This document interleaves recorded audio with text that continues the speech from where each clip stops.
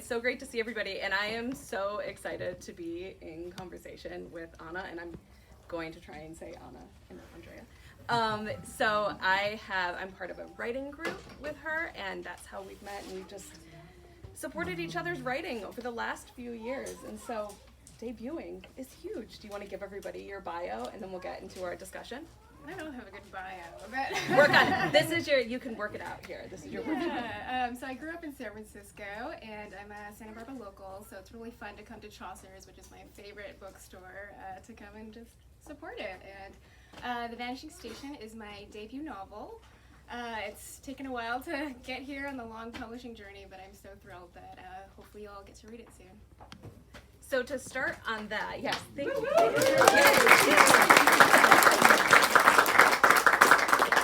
So can you give everybody just a little bit of like, how did the Vanishing Station come to be? Where did this idea come from?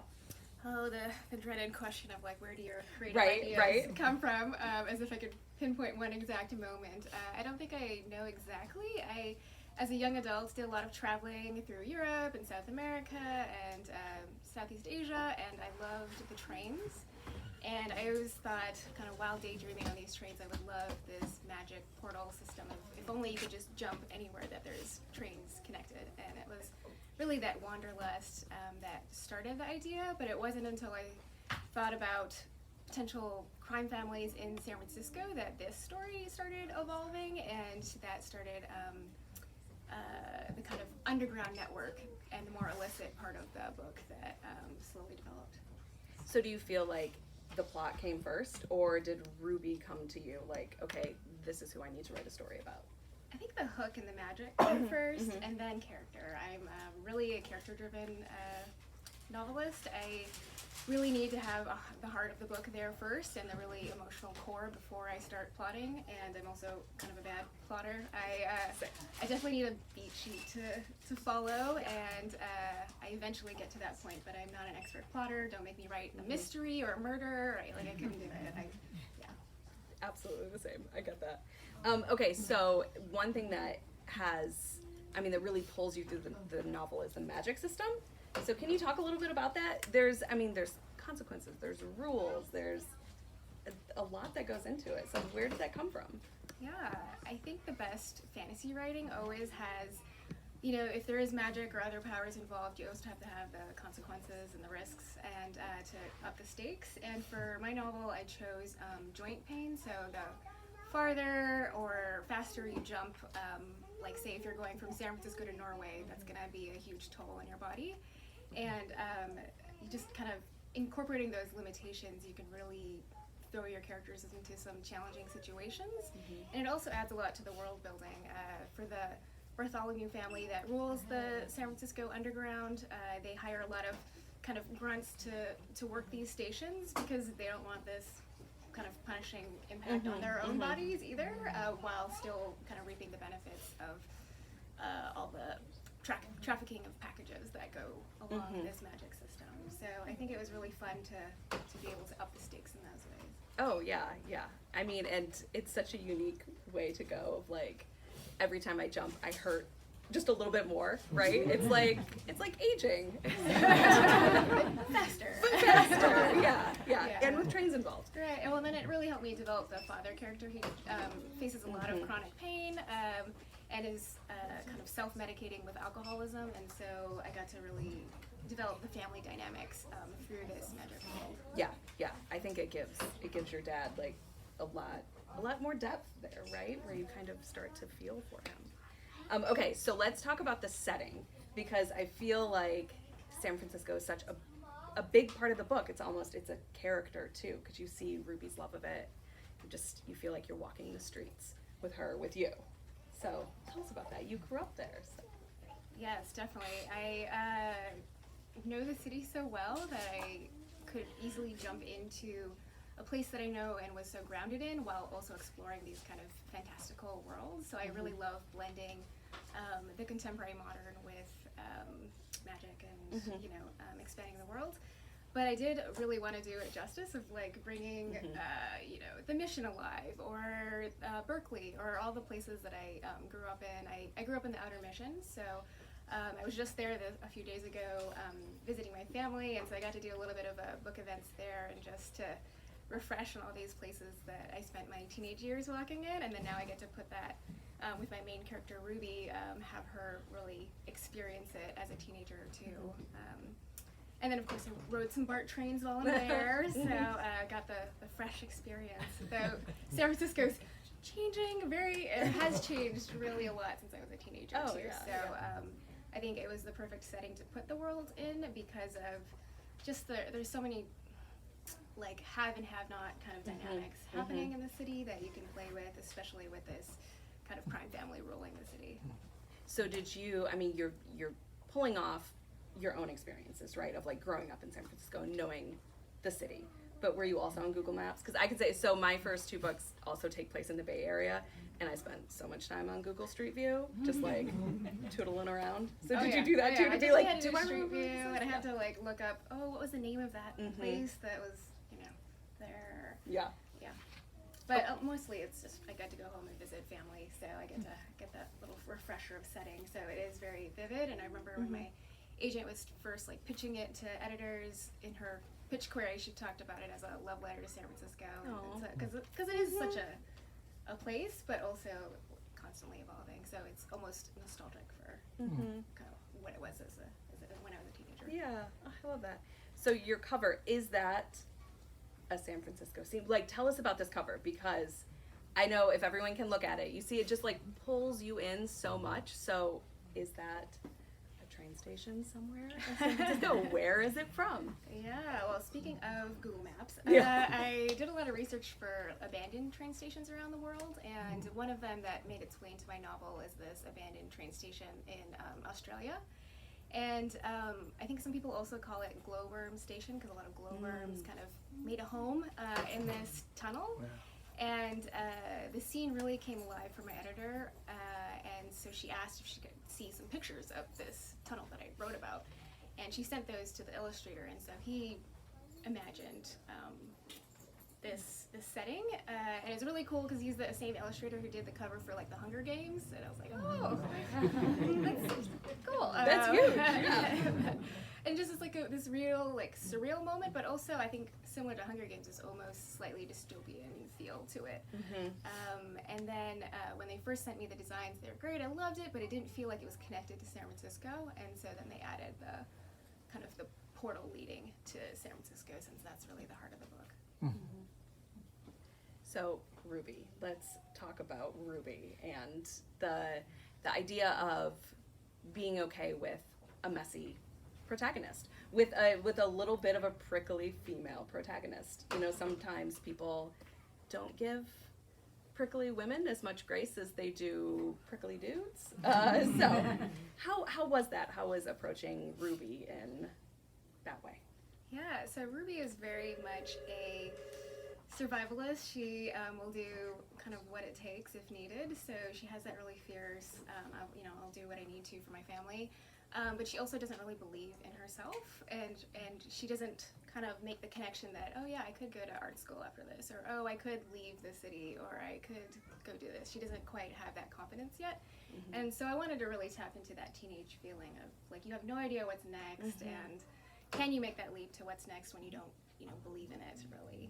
And so that's something she struggles with, and I think that could potentially frustrate some readers, because you're like, come on, just do the thing, Ruby. I read some Goodreads reviews recently, and I know all the authors are like, don't read Goodreads reviews. But of course I had to like sneak a peek. Most of them are like all fantastic, but there was I think one person who was like, I just wanted to slap some sense into Ruby, and I'm like, well, I guess that's the point. She's I mean, right? It seemed like somebody was getting frustrated. So I think sometimes you're right that some people don't want to deal with a character who is messy and who is figuring it out. But that's what teenage years are, especially this is like coming of age tale. I think you also faced that challenge with Lola at Last, where you wrote a very messy protagonist. Yes. How did you balance? I just love, so my book Lola at Last is about Lydia Bennett, except in the modern world. So Lydia from Pride and Prejudice, who runs off with Mr. Wickham. So she's a disaster, but that's what I love about writing YA and giving these characters a chance to make mistakes, because they're supposed to make mistakes and grow up and learn from it and not have it derail their entire lives, right? Derail. So that's what, I mean, I think that's such a great thing about being able to write characters in YA. You can make them messy and kind of terrible people sometimes because they're still becoming who they are. Right, So, right. yeah. Let's see, I think we had one more discussion question, and then I have some like quick lightning round. Okay, the big one. Debuting.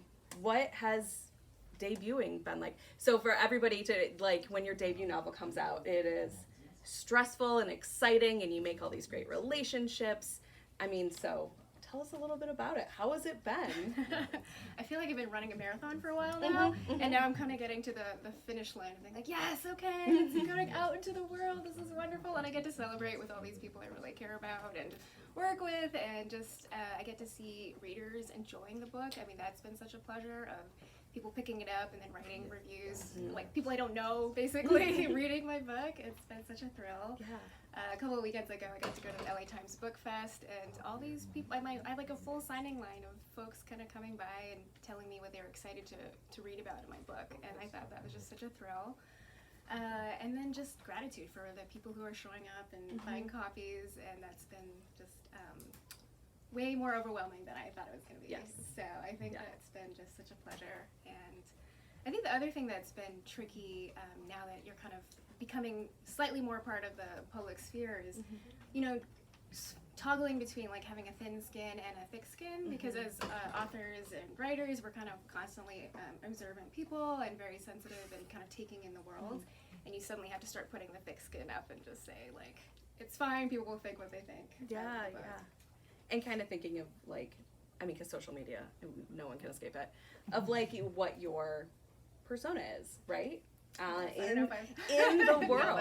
It's a strange world, but also wonderful. So do you have any advice for anybody who is writing, if they're writing, what they could look forward to in their debut year? Like, yeah, I think just build that community. I've been so grateful to authors like Jenny and Taylor and Nikki, who've just been such supportive, writing group here to kind of keep me sane while all of the things keep coming. Yeah, and I have to shout out, so LA Times Festival of Books, the fact that Ana got to go there as a debut is a huge deal, everybody. I just want everyone to know. It's so cool. It's so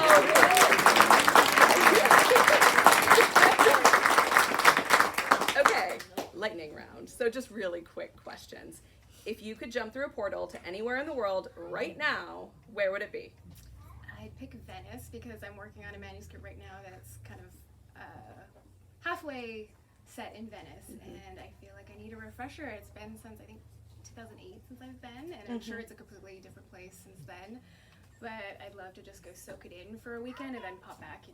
Take those portals. Well, and now there's like a $5 entrance fee. Oh, Yes, okay. Venice just announced this. If anyone's planning on going, have $5 on you. Okay, are you a plotter or a pantser? And do you need to describe what those two things are? I don't know. Do you want to tell them what the Okay, plotter is you plot everything out. Oh my gosh, I know what the end is going to be. I know what everyone's going to do. And then a pantser is fly by the seat of your pants. You open your doc and you're like, let's see what happens. So, which one? I think a little of both. When I'm kind of feeling out what is the manuscript, I'm definitely a pantser and just need to get the voice down or the setting down or the idea down, and we'll just see where it goes. And then after a while, we need some order. We need a plan. We need to know where we're going. Yeah. So that's usually how I operate. Yeah, I had read something, and I don't remember what author it was now, who had said they write mysteries. And they were like, oh, I don't know who the killer is when I first started the book. I'm like, that seems terrible. I couldn't do that. Okay, would you survive in the world that you have created if you got dropped in there right now? I really hope so. I mean, I know San Francisco well, so I probably could enter that underground. And since I've done so much traveling, maybe I'd be savvy to all the worldwide jumping. But, I think there's some like knife fights and other scenarios where she ends up over her head that I think I would have also be over here. way over my head. Yeah. And then, so in this world, would we call them operatives? People have code names that are based on stations. So what would your code name be working for the Bartholomew family?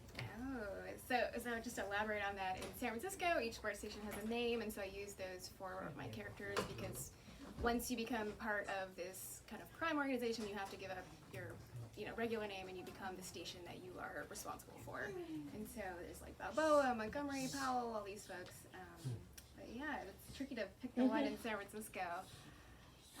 No pressure, just the one that represents you. Oh, as a whole. I don't know about as a whole, but And this is being recorded. Yes, yeah. You cannot change Can't your change my answer. mind.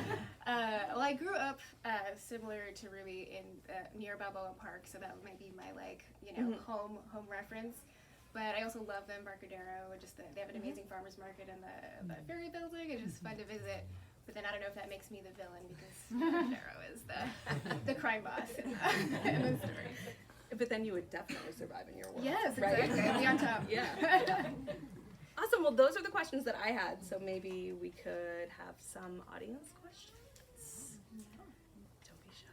Yeah. I heard that the main character was a teenager, but like, how old are they specifically? She's 18. So she just is wrapping up high school, and she's in that kind of summer where you're trying to decide, like, where is my life going next? And that's really kind of a big decision for her, as she feels a little, like, really stuck there and doesn't know what's next. Thank you. Yeah, I don't know how much time elapsed as you were thinking about like what genre you were going to be writing in, but I'd be so curious to hear you talk a little bit about what the possibilities are that open up when you move away from realism as the boundaries of what you can write about. Yeah, this book started more contemporary with a magical twist, and after we'd sold it, my editor had some great suggestions to really deepen the world building, so it started leaning farther and farther into fantasy, and I was happy to go down that route because she asked such insightful questions. I have a really brilliant editor, I love her, and yeah, I think it opens up a lot of possibilities because you can play with ideas that, like, the alcoholism and the chronic pain and the really harsh realities of life, but if you have kind of fun magic and other things to kind of transport you into the world, you can kind of more easily face those challenging topics, or at least for me, I really enjoy reading a lot of fantasy or just a kind of a twist on reality, just because you don't have to face the realistic things necessarily directly on, but you're kind of experiencing it in different ways. How do you title a book? Great question. Well, this book didn't start as The Vanishing Station. It was originally called Whispers on a Train, and my Asian editor were like, we need to pick something a little more catchy. So, so we did a bunch of brainstorming via email, and one of the suggestions I came up with was The Vanishing Station, and we all loved it and decided to, we did a Google check, make sure there's not like other things already titled that. But then actually after we came up with the title, it actually opened up new thoughts on like actually creating a vanishing station. So there are chapters that I like added to the plot that were solely inspired by the title after I'd already written the novel. Very cool. Awesome. Maybe one more? You share a cultural heritage with the character, a Filipino woman. I wanted to know how important that was to you to make Ruby similar to the cultural experiences that you share. I'm so glad you brought that up, especially with AAPI Heritage Month happening right now. So my mom immigrated from the Philippines in her 20s, and this incorporating it into the story was really important for me because I really wanted to honor that side of the family. They pretty much left their homes behind, started from scratch in San Francisco, and like built their entire lives themselves. And I think I get a lot of that kind of survivalist attitude probably from my mom, and just, like, you're gonna do what it takes for your family. And so it was really fun to incorporate that into some of the family. So Ruby is also biracial, similar to myself, and so her father in the book is kind of struggling also with those feelings of diaspora, of like leaving his home behind, but then being able to kind of jump home, when he wants that, to kind of that connection back to home. And like singing and karaoke is like really big in Filipino families, so I got to weave that in, and it really kind of helps like tie into the magic too. So I got to find fun ways to incorporate it, and then I also got to incorporate a little bit of the language. Of course, I had my mom read over everything beforehand because I don't actually speak the language or write the language, and so I just really wanted to make sure it was right when I was putting it in there. Did you put any of their characteristics of your family in the story? A little bit. I mean,